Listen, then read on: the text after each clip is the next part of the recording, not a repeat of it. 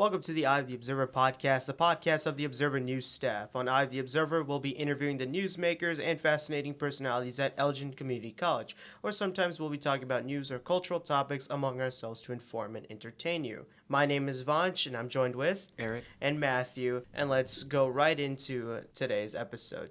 Today we're joined by Professor Vincent Gaddis, a history professor. And Professor Gaddis, could you introduce yourself? Well, thank you for inviting me to be on your podcast, and I'm excited to be here. Thank you, Professor Gaddis. We're also excited to have you here. How long have you been teaching at Elgin Community College for? My first day was August 17th of 2021, so I'm kind of the new guy on the block, finishing out my second year, and before that, I spent 25 years at Benedictine University. Yeah, so I taught history classes, humanities classes, and I was on staff there while I finished up my PhD at NIU. So, yeah. What provoked you to make the jump? From Benedictine to here? Yeah. Well, one issue is I had been encountering ECC for a long time. There were students who I had met here 15 years ago who invited me to come and speak here. I met Clark Hallpike several years ago, Joyce Fountain, who just retired recently. And so I had been up here on campus speaking and doing things for several years. In 2014, or I think it was 14, I was the keynote speaker for the Martin Luther King breakfast. And Elgin, I said this when I left Benedictine, I wasn't running away from Benedictine, I was running to something. And what I was running to was an idea of teaching students of a much wider variety of students, not only racially. Benedictine is diverse in some ways, but also a diversity of student. So there are one of my best students right now, other than Vanch, of course. one of my best students is a welder. So a variety of different kinds of students. Academically, program-wise, diversity and increased diversity in terms of race, more diversity in terms of sort of the breadth of learners here at ECC. My wife calls it an academic activist, right? Mm-hmm. Meaning it's one thing to, and I don't mean this as negatively as it's going to sound, but teaching at a private, expensive, Catholic, liberal arts institution draws a certain kind of student. And certainly there are academic students here at ECC who would thrive in that environment.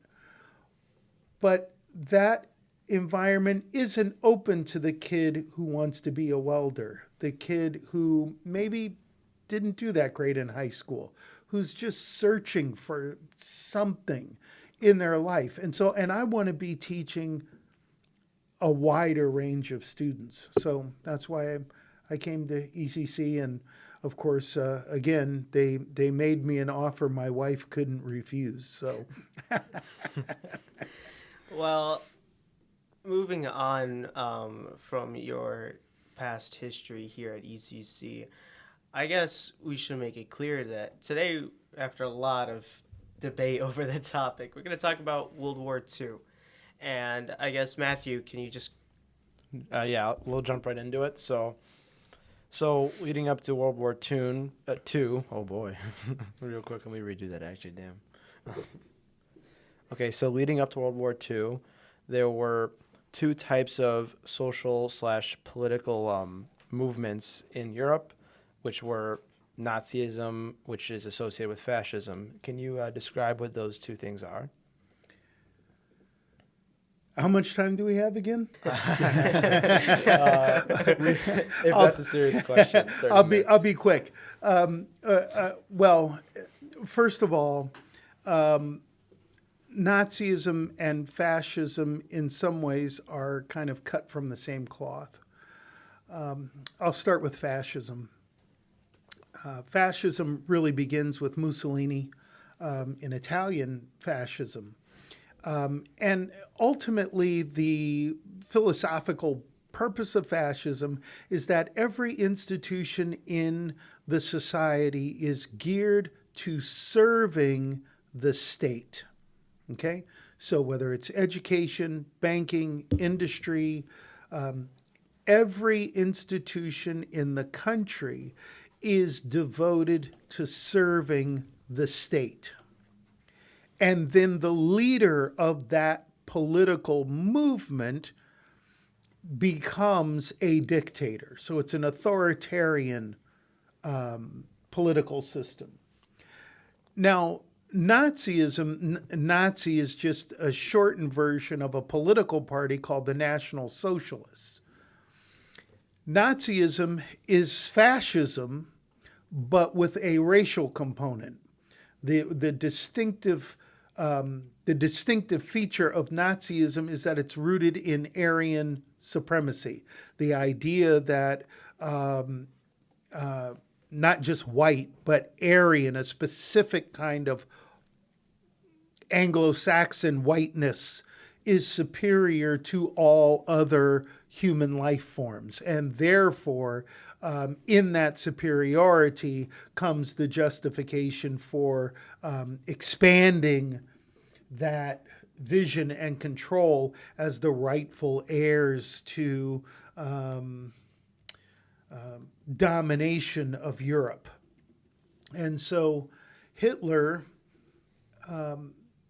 outlines these ideas in a terrible book, but we all still have to read it, Mein Kampf, of this notion that Nazism picks up on a couple of other important philosophical strains. It's anti-intellectual. It is anti-cosmopolitan. It is rooted in Aryanism. But the other side of Nazism that is in line with fascism is that every institution in the culture serves the state. And in this case, serves the state by purifying the race. Therefore, the enemies become the Jews, the gypsies, the mentally ill, and everyone else that wound up being sent to concentration camps and the like. So, what led to World War II? You know, like Hitler's rise to power or the invasion of Poland? Okay, and I'm not laughing because I don't like the question. It's very perceptive. I'm just chuckling because of this takes like 16 weeks, but I'll do it in a minute. World War II really doesn't start in 1939. If you want my opinion, World War II starts in 1931 with the Chinese invasion of Manchuria. The Japanese, invasion of Manchuria. The Japanese Empire goes on a rampage to secure resources and expand its influence in Asia. Yes, in Europe, it is tied to the rise of Hitler and the Third Reich, and ultimately the appeasement of the other European powers, the taking of the Sudetenland, and then ultimately the non-aggression treaty signed with the Soviet Union and the invasion of Poland in September of 1939. But in real ways, the world was at war beginning in 1931, just not in Europe. And then, of course, the United States, seeing what was happening in Asia, and also looking at the looming cloud in Europe, the United States position beginning in 1935, was to sign a series of what were called neutrality acts. This notion that we're not going to get involved. You know, hey, y'all can fight, whatever, do what you're going to do. Well, we ain't in it. Right. Now, that wasn't totally true because we certainly were aiding the Chinese. Yeah. And we're going to aid Great Britain and France.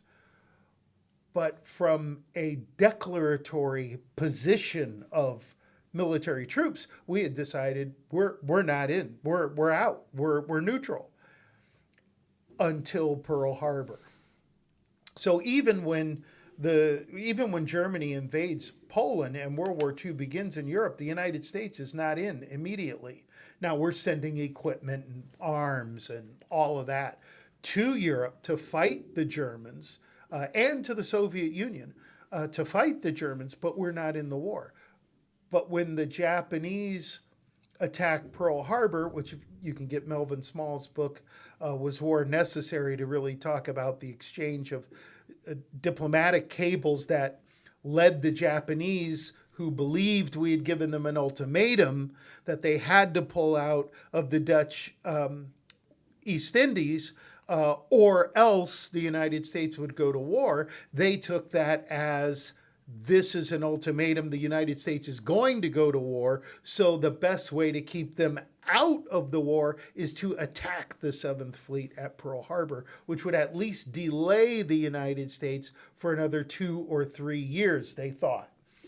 So that hatched the plan, which then ended with the Japanese attack at Pearl Harbor on December 7th, 1941, and then the United States is in the war. I didn't know about that whole ultimatum thing. Oh, thank you. Yeah, ultimatum. I didn't know anything. I had no idea. I mean, Yeah, Melvin Small wrote this book, Was War Necessary? And they're called the AB notes. And so we sent this note to Japan and we said, dude, you cannot continue to take over all these areas in the Pacific. And of course, Japan needed oil, they needed rubber, they needed tin, they need all these raw materials. Mm-hmm. And the Japanese first response was, well, it is the right of the Japanese Empire to, seek out, these materials and et cetera, et cetera, et cetera. And then we sent another note, the B note, which can be read as an ultimatum. Oh, okay. Japan must leave the Dutch East Indies and cease its military occupation of China. Now, you can read that as, oh, they want us to stop, or you can read that as an or else. It's like a text message. Right? And that's how they right. That's how they read it, as an or else. And that started the planning for that initiated the planning, gave Tojo the leverage to say, we need to attack before they do. Okay. Right? That's really interesting. Wow. So, Professor Gaddis, you mentioned Pearl Harbor, and I know that the Japanese, they attacked the 7th Fleet, but didn't we also drop a bomb on them?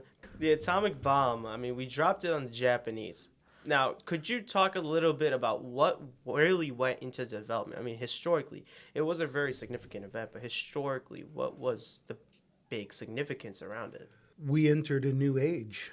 When the United States drops the atomic bomb on Hiroshima, August 6, 1945, the world enters a new age, the atomic age. That's the biggest significance of it. We had started working on, when I say we, I mean the United States, had been working on developing the bomb since 1942. Unofficially, Einstein and others, even in the 30s, were talking about the possibilities of a nuclear weapon. The Germans had started working on developing a reactor to enrich the uranium, which is necessary for a bomb. And not only had they lost a lot of scientists, but there was a mission in Scandinavia in 1942. You need heavy water to run a reactor. Heavy water is not it's not tap water, and I don't know all the science behind it. But there was an operation where the resistance sank a ferry with all the known heavy water in Europe was on that ferry, headed to Germany to be used in the first prototype reactor. And we sunk the ferry, which ended German hopes for development of a nuclear device.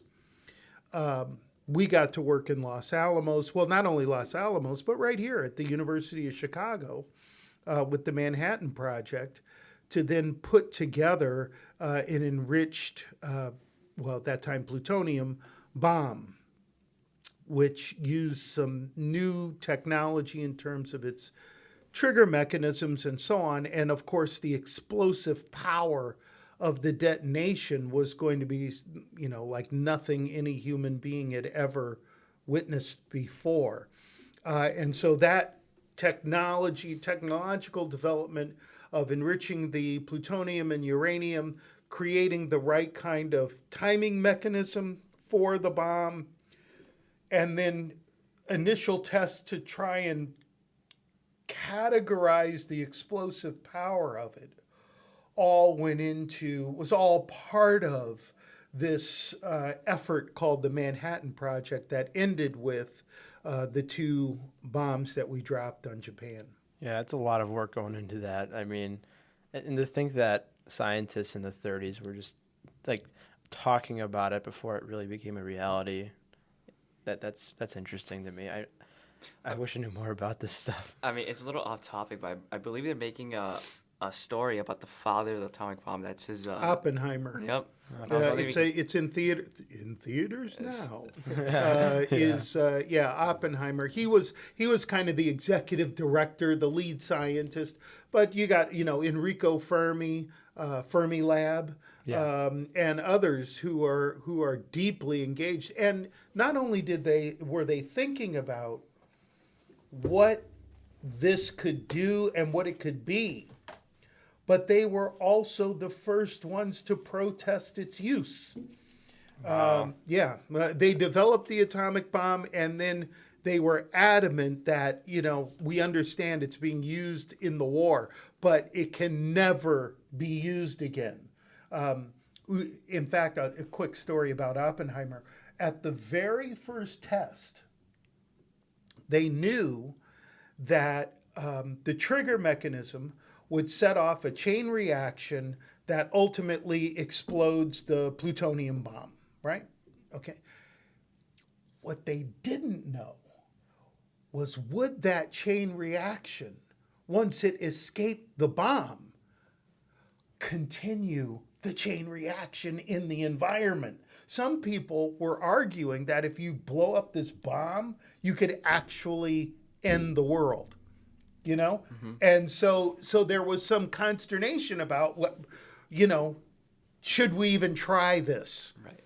And, of course they try it. The world doesn't end, but it definitely changes. Mm-hmm.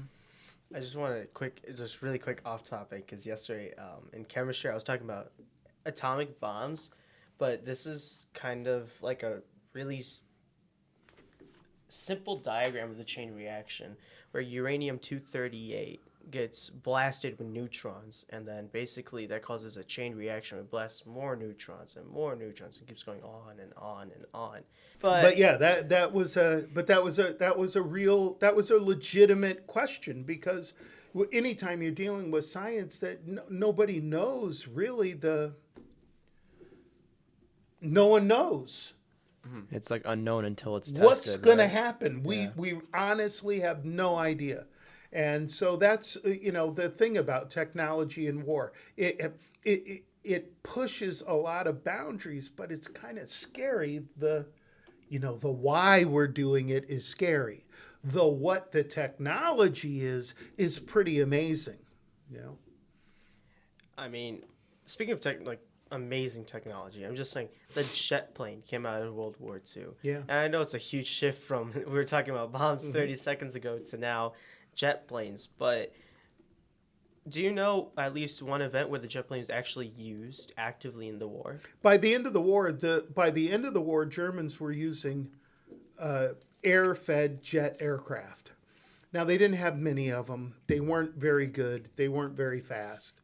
The United States had already, in fact, the United States, Great Britain, and Germany all were flying jet aircraft by the end of the war.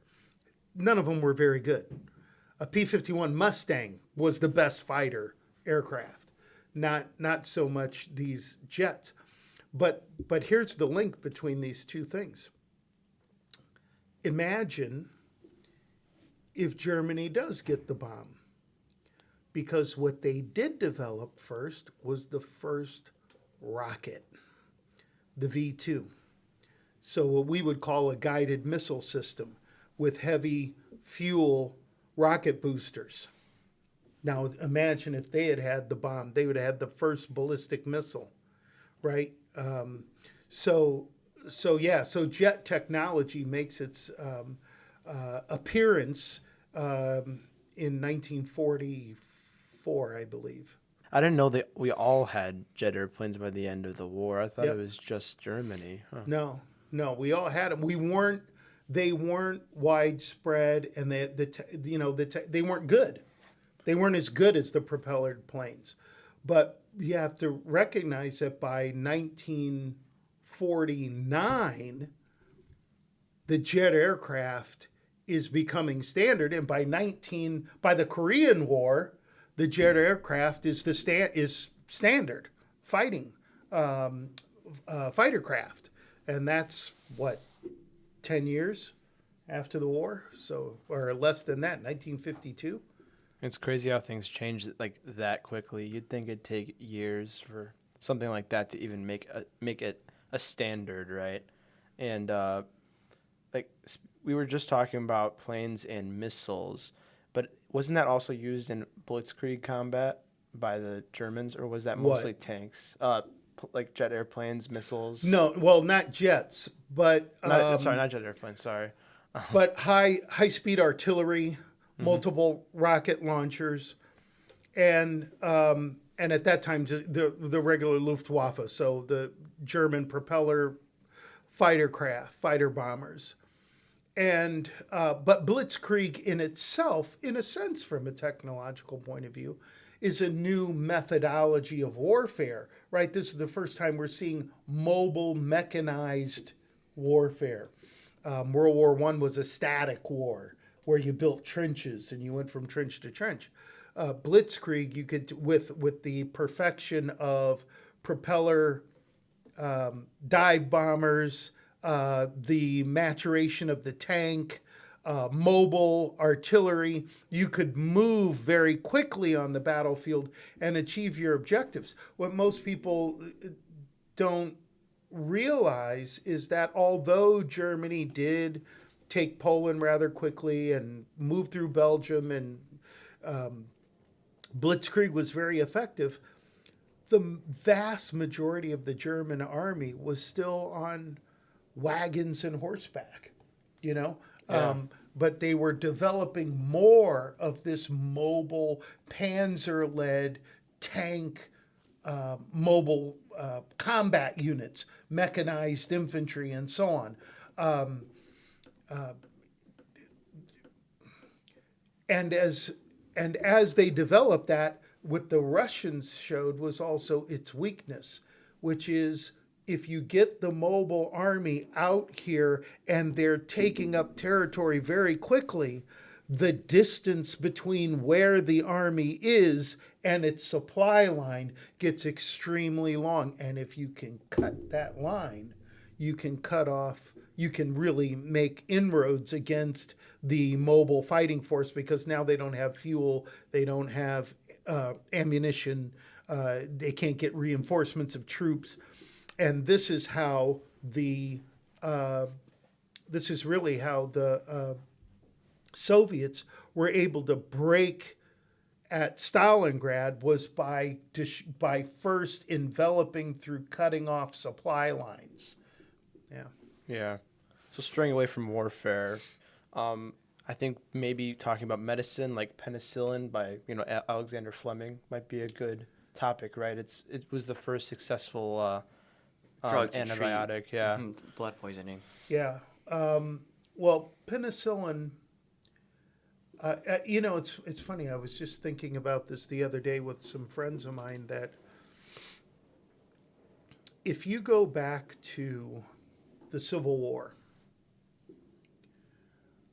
an injury which today would be a battlefield wound, like shrapnel. Yeah. It makes a slice in your arm. Today would not be life-threatening at all. That was a death sentence in the Civil War, because they had no way to deal with infection or anything else. And we're not even going to talk about sedation. Oh, God. Because when I go to the doctor, it's like, numb me up, doc. You know what I mean? For them, it was whiskey and the first use of morphine. But not understanding really how it works, which is really dangerous. But penicillin, when you think about warfare, what penicillin does is extends the lives of those who are wounded on the battlefield. They don't have to die. Mm-hmm. By the time you get to Vietnam, when you have helicopters, penicillin, mobile hospitals, quick evac, and even today's warfare, Gulf War, you can be on the battlefield, get hit, and 20 minutes later, you're in a hospital getting treated, and you live. Now, you might not have a leg or an arm or an eye or whatever, but you're not dead. Yeah, that's what matters. You're not That's dead. the ultimate goal. Right? So penicillin, certainly one of the key technological developments, of the century, right? But certainly, again, the issue is there's the technology, and then, of course, the use in combat, which in this case saves lives. So we're kind of moving away from the technological advancements during World War II. How did World War II influence pop culture today? I know it's a broad question. Giant question right It's a there. very broad yeah, question. I Well- mean, there's also an example in Star Wars. I mean, Matthew and I were just talking about it with the what are they called? Empire? So Right? the Empire was essentially, according to what George Lucas said, modeled after the Nazis. Stormtroop. Really? Yeah. I did not know that. I used to teach a class and part of the class was the Cold War. Mm-hmm. And so I always use Star Wars Episode 4 as the Empire being the Soviet Union. And the Rebel Alliance, sort of, the democracy and these freedom-loving, But that's interesting that Lucas modeled it after the Nazis. That's interesting. Yeah, I did not know that. Darth Vader, it was debatable, but I'm pretty sure he said Darth Vader's supposed to be Adolf Hitler, and then the stormtroopers, which Nazis were literally called stormtroopers. Well, they did call them stormtroopers. Were the army. Right. And as what happened in Star Wars, at least the original trilogy, they would constantly take over planets and different civilizations. And Luke was supposed to be representing America, and the small chance originally, that's what they made it seem, that they had a small chance of beating the Empire, right. and they ended up winning, that type of thing. So that is something that was influenced by World War II, was Star Wars. So How about that? I did not know that. I mean, I just found out today as well. I'm just a Star Wars nerd, so. Well, Revenge of the Fifth. May the Fourth be with you. It's all right. Trying to really think about the influence of World War II on pop culture today. Kind of out of my my wheelhouse completely on this, but it does well. I mean, one common, I know it's very controversial, but one big, I guess, icon here in, I guess, recent pop culture was Kanye West. Do you know Kanye West? Okay, you're gonna have to help me on this. Okay, so Guys, I'm awesome on technology, pop culture. Yeah, same here. I'm just listening. so I know a lot of the times, and I guess there was this one point, but do you think, and I'll go back to Kanye West in a second, but do you think that the ideas of Hitler might be coming back? Not sooner or later, obviously, but do you think people are still influenced They by never that? left. Oh, Could you Right? elaborate on that? They never left. Well, there is a great book. I forgot the title of it. culture. So the only reason Kanye West was brought up in this subject was because he had an interview, right? And Oh, there it is. Darn it. and he said that everybody has something to bring to the table, right? Like everybody has a purpose essentially. And he was like, especially Hitler, and that just became a giant meme now. Because he Oh. apparently Oh, supports I Hitler. remember. Yeah, right. Yeah, right. which Okay. is horrible. Yeah. So does that count as pop culture refer? Is that count? Oh, okay. All right. Technically, Okay. Because All right. he made a lot of You made graduation. he made a lot of I guess remarks Publicity. towards Hitler. Yeah. Right. And and a bunch of comments about the Jews and all of that. Yeah. Okay. Right. Well, let me go back to my point. Okay. So there's this book out right now called Hitler's American Model, which makes an argument about that Hitler was using racial law that was in use in the United States, Jim Crow laws, segregation laws that were in use in the United States, that he was modeling the laws against the Jews and so on in Germany based on or influenced by American racial law and Jim Crow. Which is to say that the United States, we may have ended slavery, but ending slavery never dealt with the larger issue of race. And so in that sense, the ideas that Hitler approved of, right? This guy shot up the mall just the other day in Allen, Texas, Yeah.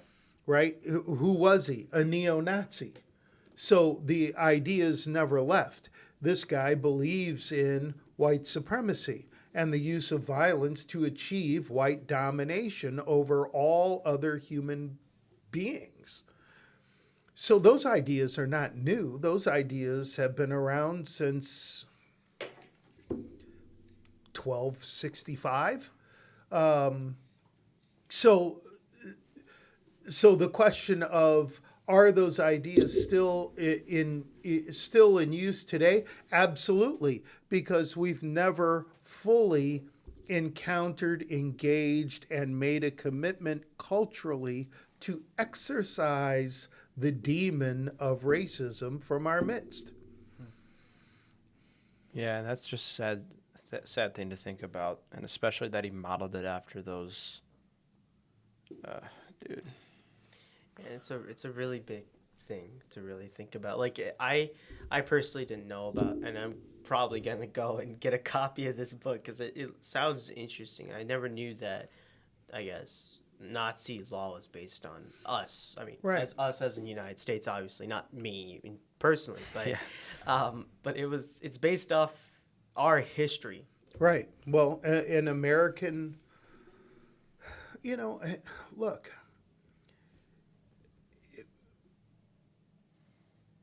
there is a clear and present, in my mind, danger of the rise, continued rise of white supremacists in this country. Now, they've never left. It's always been here. But I'm saying now you have white supremacists who believe that it is okay now to have mass demonstrations in Charlottesville, Virginia, and kill Heather Heyer and shoot people up at the mall in Texas, or walk into one of the most iconic black churches in the history of this country, Mother Emanuel AME Church in Charleston, South Carolina, and kill the pastor and 8 other people in the church. White supremacy is on the rise. And the ideas that they're talking about, it's nothing more than warmed over Mein Kampf. Right? And it's all based on a lie. And unfortunately, it's very difficult for people to acknowledge that it's a lie. I didn't mention it, or you can if you want. I don't care. January 6th. Oh, Right? yeah. The 2 main groups involved with January 6th is the Proud Boys and the Oath Keepers, the 3 percenters, all of which are white supremacist, white nationalist groups whose ultimate goal, the book banners, the January 6th people, the 3 percenters, the don't let people have abortions. All of this is a nexus. Charlottesville, Jews will not replace us, is all a movement towards a goal of apartheid. That's the goal. That's what they're after. And so the question is, how do how will that be countered or not? Yeah, I feel like there's crazy stuff happening like almost every day, and especially around this topic, especially around Yeah. racism. just in gets me general. stressed out. I don't want anything like this to happen. But Race it's a difficult topic. It's an emotional topic, but it is that because it is the original sin of this country, what we have never fully dealt with, right? What's going on at the southern border, that's as much about race as it is about immigration, right? No one's stopping Scandinavian undocumented immigrants from coming to the United States. I'm just saying.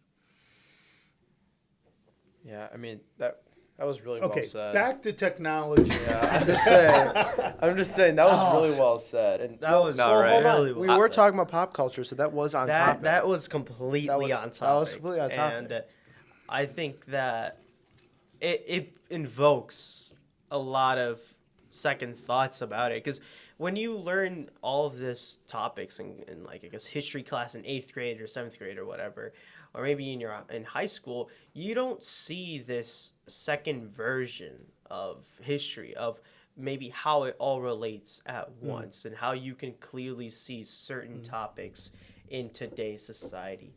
And I think that today what we've effectively done, and I think if we had more time to go more in depth, we could have really linked to today's events to the root of this country. And I know a lot of people have pointed it out, but Professor Gaddis, I think you've illustrated it really well on, I guess, this term. Well, thank you. Yeah, and I would love to come back and talk to you anytime about this. But one of the, and it's we're on a college campus, so I think I'm okay on safe ground by saying this. We got to read more. Oh, yeah, I agree. Got to read more, because if you know better, you'll do better. But you don't know better if you never find out, right? And when you look at these issues right now, what you're really looking at in many cases, especially with the extreme right wing, so I'm not indicting all white people, but especially the extreme right wing of the Republican Party, it's not that they're ignorant, it's willful ignorance. They don't want to know the truth. That's the difference. They don't want to know the truth. We all appreciate you coming We out here. all really do. Well, I am very grateful for the opportunity and the invitation to come on with you guys. Great to meet you. This is cool that ECC is doing something like this. I think it's really cool that you guys are doing this, and if I can be a part of it in the future, I would love to do that. Big thanks to our listeners and a huge thanks to Matthew in advance for editing today's episode. And a massive and big thanks to Professor Gaddis for coming on today's podcast episode. And to learn more about the Observer and to see our work, make sure to visit elginobserver.com and make sure to follow us on Instagram at Observer Newspaper and on TikTok at Elgin Observer. Until next time, my name's Vanj, and that's Eric and Matthew, and we'll see you guys next time.